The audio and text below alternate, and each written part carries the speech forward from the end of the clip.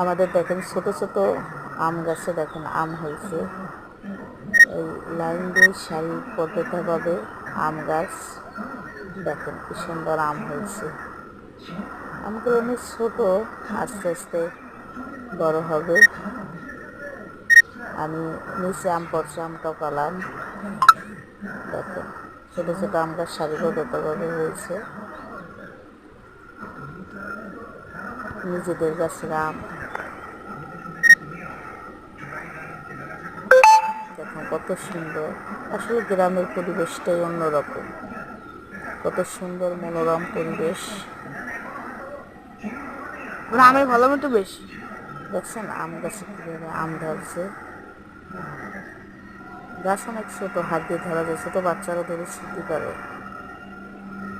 অনেক অনেক ছোট গাছ, ছোট গাছে এভাবে আম ধরছে।